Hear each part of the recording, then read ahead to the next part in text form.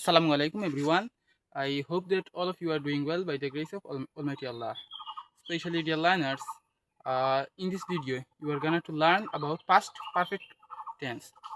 প্রিয় শিক্ষার্থী বৃন্দ, আপনারা আজকের এই ভিডিওতে পাস্ট পারফেক্ট টেন্স সম্পর্কে ধারণা পাবেন। পাস্ট পারফেক্ট টেন্স মূলত যদি ডেফিনিশনটা বলি তাহলে অনেক রকম ডেফিনিশন মানে গ্রামাটিক্যাল নিয়ম অনুযায়ী রয়েছে যে অনেক রকম, আমি সবচেয়ে ইজি ওয়েতে যাতে আপনাদের মনে থাকে এইভাবে বলবো। পাস্ট অর্থ অতীত, আর পাস্ট পারফেক্ট টেন্স হবে অতীতকালের কোনো একটি কাজ পারফেক্টলি সম্পূর্ণ হওয়াকেই মূলত পাস্ট পারফেক্ট টেন্স বলে। তো এটার স্ট্রাকচারটা আমি প্রথমে লিখবো, তারপর স্ট্রাকচার অনুযায়ী সেন্টেন্স দিয়ে উদাহরণ সহ বুঝে দেওয়ার ট্রাই করব। আচ্ছা, পাস্ট পারফেক্ট টেন্সের স্ট্রাকচারটা হবে এরকম: সাবজেক্ট, এরপর হেড ভার্ব, এরপর ভার্বের 3 number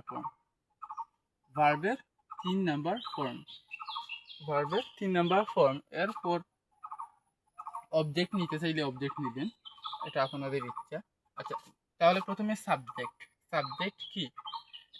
subject I, we, he, she, it, they, এগুলো হচ্ছে সাবজেক্ট। এগুলো বেসিক সাবজেক্ট, মানে একটি বাক্যের শুরুতে যেটি থাকে সেটি হচ্ছে সাবজেক্ট।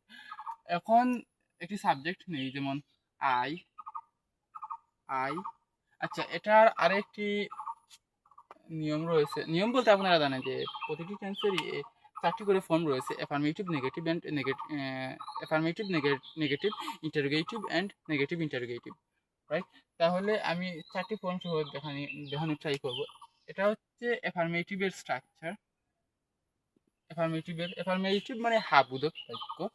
এটা কিভাবে গঠিত? এই স্ট্রাকচার দ্বারাই মূলত। এখন এটার সাবজেক্ট নিলাম আই, এর সঙ্গে হেড।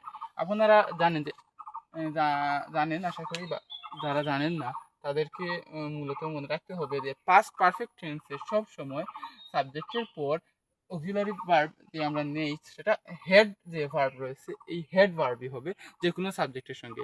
হি, শি বা আই, উই, মানে থার্ড পারসন সিঙ্গুলার হুক বা প্লুরাল হুক বা ফার্স্ট পারসন সেকেন্ড পারসন, সব সাবজেক্টই সেটি সিঙ্গুলার, প্লুরাল বা ফার্স্ট পারসন সেকেন্ড পারসন বা থার্ড পারসন হোক না কেন, সেটার ক্ষেত্রে জাস্ট হেড যুক্ত হবে। আই হ্যাড,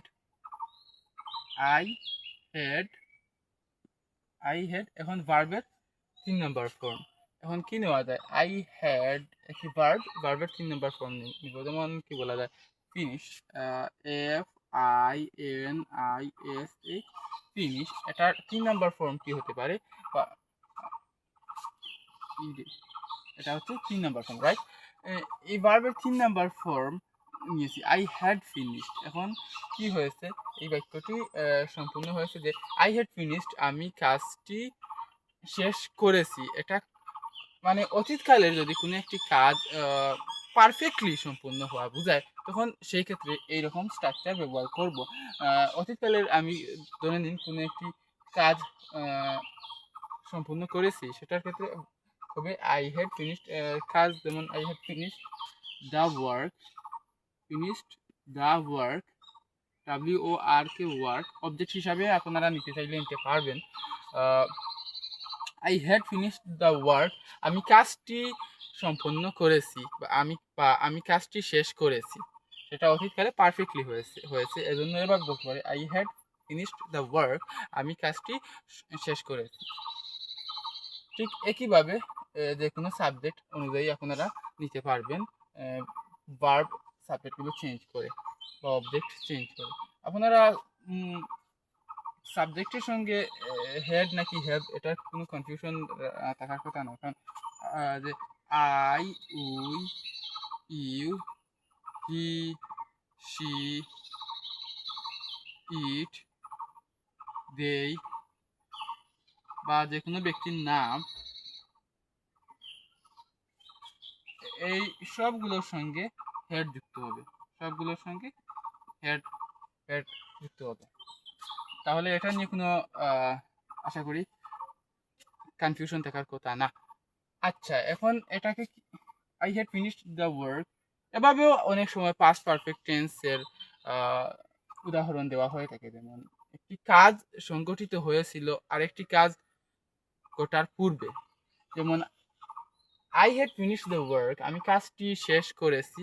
তো কি বলা যায়, বিফোর ইউ কেম, তুমি আসার আগে, মানে একটি কাজ ঘটার পূর্বে ওই কাজটি আরেকটি কাজ যেটি সম্পূর্ণ হয়েছিল সেটি মূলত বোঝালে এভাবে বলা যায়। যেমন আই হ্যাড ফিনিশড ওয়ার্ক, এখানে এভাবে বলতে পারি before before you came, CM came. Before past perfect টেন্সের ক্ষেত্রে এরপর বিফোর দিয়ে যদি আপনারা এড করতে চান তাহলে এই এটা হবে পাস্ট সিম্পল টেন্সের পড়বে। বিফোর ইউ কেম সিম্পল টেন্সের স্ট্রাকচার অনুযায়ী সেই সাবজেক্টের পর ভার্বের 2 নম্বর ফর্ম। বিফোর ইউ কেম, তুমি আসার আগে আমি কাজটি শেষ করেছিলাম। বাংলা যদি বাক্যটা লিখি এভাবে হবে, তুমি, আচ্ছা, I had finished the work, এটার বাংলা হবে এরকম, আমি কাজটি শেষ করেছি, আমি কাজটি শেষ করেছি। আর যেহেতু এখানে বিফোর ইউ কেম এটা লিখেছি, তাই এটা হবে এরকম, বিফোর ইউ কেম, এটা থেকে অর্থ চলে আসবে তুমি আসার আগে, বা তুমি বিফোর অর্থ পূর্বে বা আগে, তুমি আসার আগে বা তুমি আসার পূর্বে আমি কাজটি শেষ করেছি। তুমি আসার আগে অথবা পূর্বে, তুমি আসার আগে, আচ্ছা পূর্বেই লিখে দিচ্ছি, তুমি আসার পূর্বে আমি কাজটি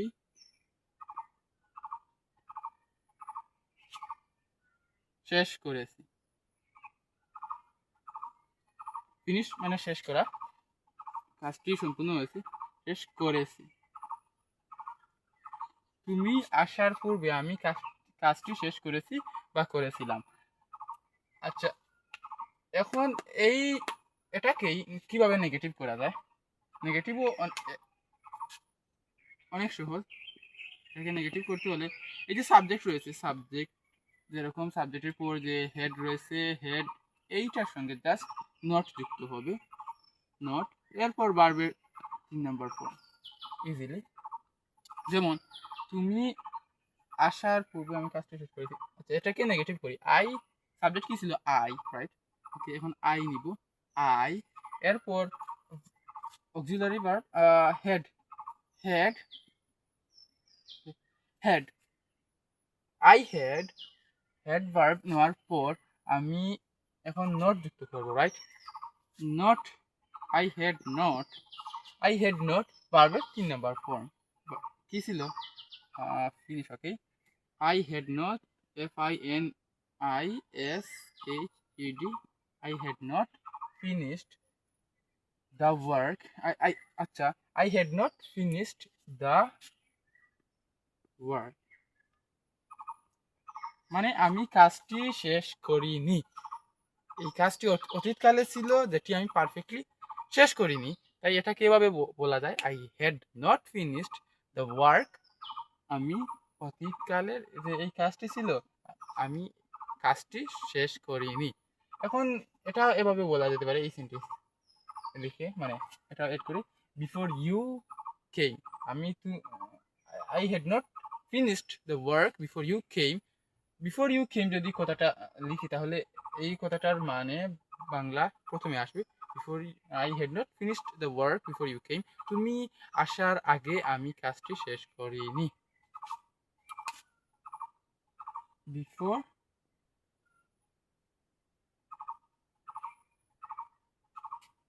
you came, I had not finished the work before you came. তুমি আসার আগে, তুমি আসার আগে আমি কাজটি শেষ করিনি। তুমি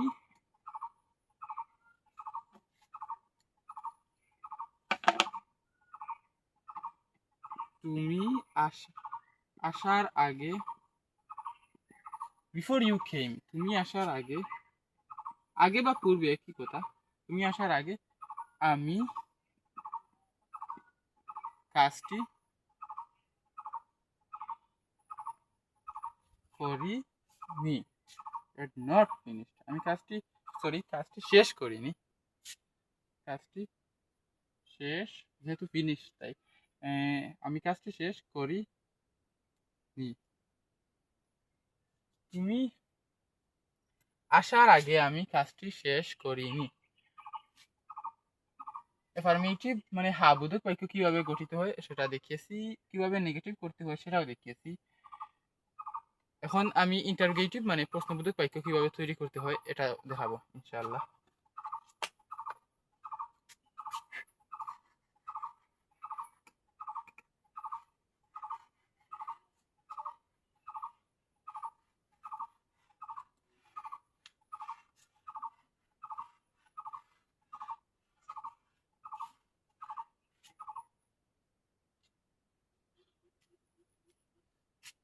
এখন ইন্টারোগেটিভ কিভাবে করা যায়? ইন্টারোগেটিভ মানে হচ্ছে প্রশ্নবোধক, রাইট?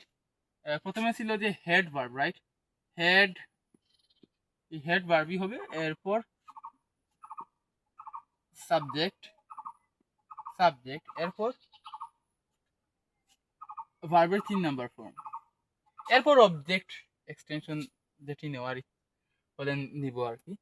আচ্ছা, হেড, প্রথমে হেড আসবে, তাহলে হেড সাবজেক্ট কি ছিল? আই, হেড আই, এরপর কি নিব? ভার্ব ছিল finish, okay? Head I finish, FINISHED, finish. Head I finished, আমি কি শেষ করেছি? কি? দ্য ওয়ার্ক, আমি কি, দ্য ওয়ার্ক মানে কাজটি, আমি কি শেষ করেছি, আমি কি কাজটি শেষ করেছি। এখন এটাকে লম্বা করতে হলে এভাবেই করতে পারেন যে বিফোর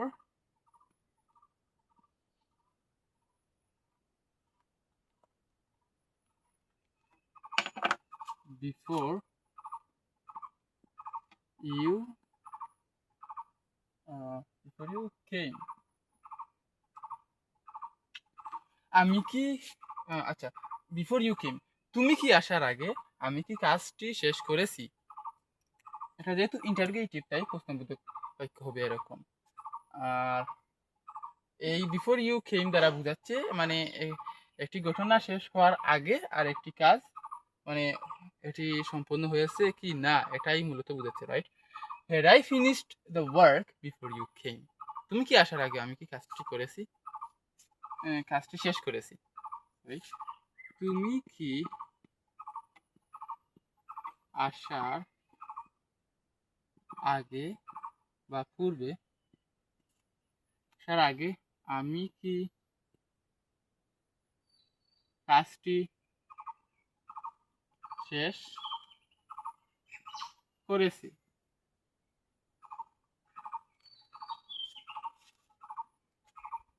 আর ওকে, এরপর এখন নেগেটিভ ইন্টারোগেটিভ এটি দেখাবো কিভাবে হয়।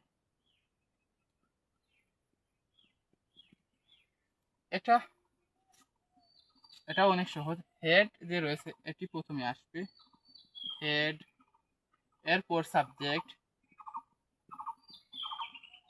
এরপর সাবজেক্টের সঙ্গে নট যুক্ত হবে, এরপর ভার্বের 3 নাম্বার ফর্ম, এরপর বাক্যটাকে লম্বা করতে হলে আপনাদের ইচ্ছে মতো লম্বা করতে পারেন। তাহলে প্রথমে আসবে হেড, এরপর কি? Head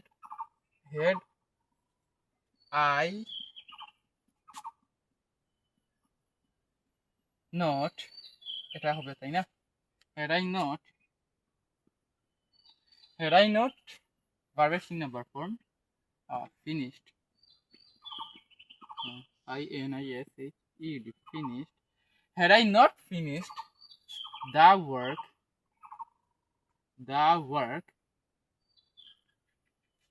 before you came,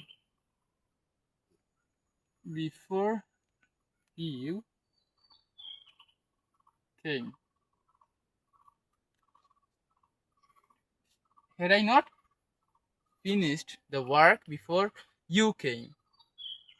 Before you came, তুমি আসার আগে আমি কি কাজটি শেষ করিনি?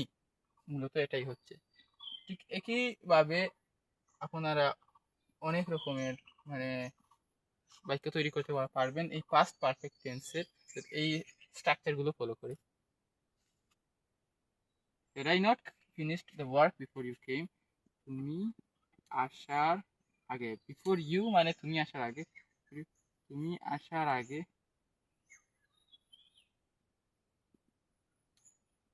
আমি কি কাজটি শেষ করিনি? তুমি তুমি আসার আগে আমি কি কাজটি শেষ করিনি? আচ্ছা, আশা করি কিছুটা হলেও ধারণা পেয়েছেন কিভাবে মূলত পাস্ট পারফেক্ট টেন্সের স্ট্রাকচার এবং সেন্টেন্স গঠিত হয়। ঠিক একইভাবে একই সাবজেক্ট মানে আপনাদের ইচ্ছা মতো সাবজেক্ট নিয়ে একই স্ট্রাকচার অনুযায়ী আপনারা তৈরি করতে পারবেন। হেড, এখানে হেড ভার্বই আসবে, কোনো অন্য কোনো ভার্ব আসবে না। আচ্ছা, আমি আরেকটি সাবজেক্ট নিয়ে উদাহরণ সহ দেখিয়ে দিচ্ছি, তাহলে আশা করি কনফিউশন দূর হয়ে যাবে যদি থাকে।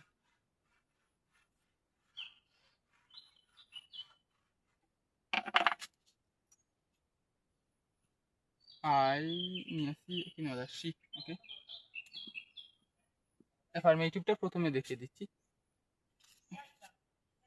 শি হ্যাড, স্ট্রাকচার তো ছিল সাবজেক্টের পর হেড, রাইট? শি হ্যাড এরপর কি এসবটির সঙ্গে হেড যুক্ত হবে। শি হ্যাড কি নেওয়া যায়? Right. Okay, right, W R I double T. Right এর এই ভার্বটার 3 নাম্বার ফর্ম কি হবে? Written, right? Written, she had written. কারণ স্ট্রাকচার তো এরকম ছিল যে সাবজেক্ট হ্যাড এরপর ভার্বের 3 নাম্বার ফর্ম, রাইট? তাহলে শি হ্যাড রিটেন কি লিখেছিল? শি হ্যাড রিটেন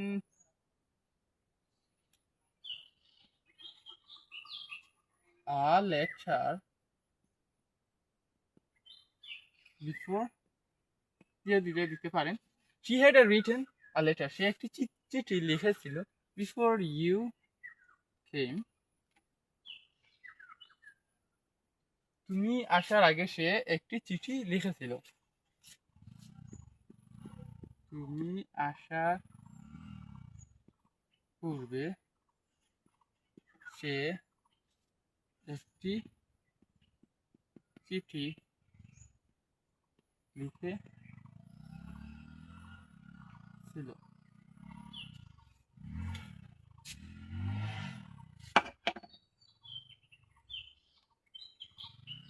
এখন এটাকে কিভাবে নেগেটিভ করতে হয় আপনারা পারবেন পূর্বের মতোই। শি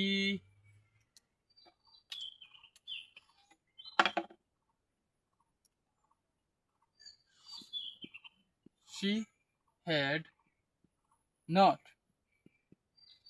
এর প্রসঙ্গে নেগেটিভ করতে হলে এর সঙ্গে নট যুক্ত করতে হবে। শি হ্যাড নট, আমি আসলে আর লিখতেছি না স্ট্রাকচার, কারণ পূর্বেরটাতে আমি দেখিয়েছি। She had not written a letter, sorry a letter, সে একটি চিঠি লিখেনি before you came, before you came তুমি আসার পূর্বে সে একটি চিঠি লিখেনি। তুমি আসার পূর্বে সে একটি চিঠি লিখে, সরি এত নেগেটিভ, এটাতে প্রশ্নবোধক চিহ্ন হবে না।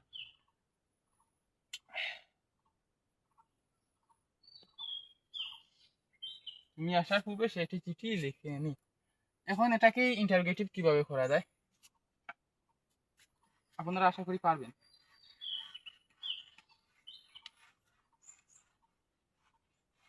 ইন্টারোগেটিভের স্ট্রাকচার তো আপনাদের জানা আছে, right?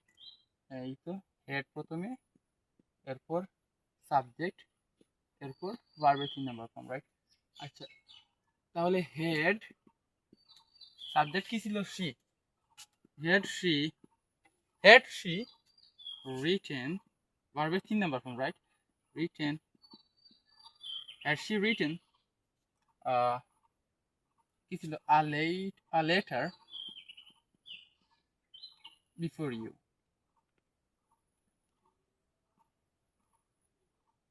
Had she written a letter before you?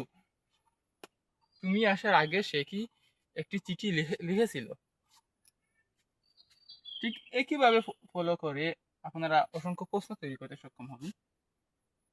তুমি আসার আগে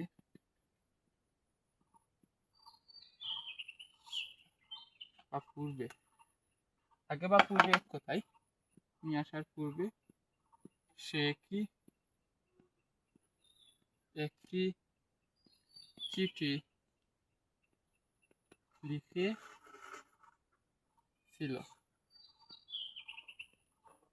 প্রশ্নবোধক বাক্য, তাই প্রশ্নবোধক চিহ্ন। এখন এটাকে কিভাবে নেগেটিভ ইন্টারগেটিভ করা যায়?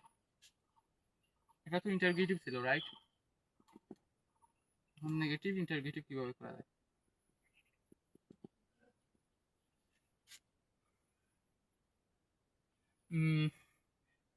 হেড এটার সঙ্গে নট যুক্ত হবে, রাইট? নেগেটিভ হলেই নট যুক্ত হবে। হেড, সরি, হেড, এরপর সাবজেক্ট আসবে।